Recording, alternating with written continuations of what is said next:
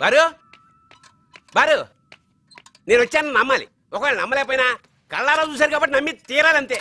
ఓ వైజాగ్ వాళ్ళు కూడా ఇక్కడే ఉన్నారు ఏంటి? మాటలు మాత్రం సూపర్ గా చెప్తావయ్యా. మొత్తానికి నిశ్చితార్థానికి ఎగ్గొట్టేశావు. అది పనా పాట అన్ని చుట్టేసి వస్తాడు నారదుల్లాగా. మీరు అన్నది నిజం అవుద్దండి. ఒకవేళ అవ్వపోయినా మీరు అన్నారు కాబట్టి నిజమై తీరుద్దంతే.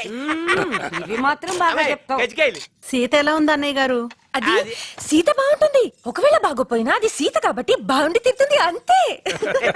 ఇదిగో ఈ చలాకితనమే సేద్దు కూడా. ఎంతైనా తమ్ముడు కూతురు కదా. కచ్చికాయ తింటావేంటి? ఎలా పెరగాల్సిన పిల్లరా? ఎప్పటికైనా సరే దాని ఆస్తి దానికే ఇచ్చేసి ఒక మంచి సంబంధం చూసి పెళ్లి చేసి ఆఖరిలో దాని దగ్గరే ఉండిపోవాలన్నదే నా కోరిక. కానీ సీతను పెద్దోడికి ఇచ్చి పెళ్లి చేద్దామని ముసలోడు పట్టుదల. ఈడ ఉద్యోగం అని తాడు బొంగరం ఎక్కడ తిరుగుతున్నాడు. ఎక్కడ సీతను ఆడికి ఇచ్చి పెళ్లి చేస్తారని కాళ్ళు చేతులు ఆటలేదు. ఏ పని సరిగ్గా చేయలేకపోతున్నాను కూడాను.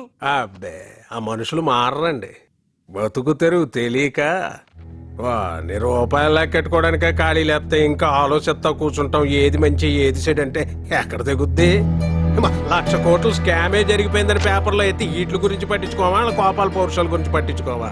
బే మారిపోయినాయండి రోజులో. ఇకవు మారిపోయినాయి. ఇప్పుడంతా విజన్ ఉండాలి. అందుకే వాళ్ళు అలాగున్నారు, మనం ఎలాగున్నాం.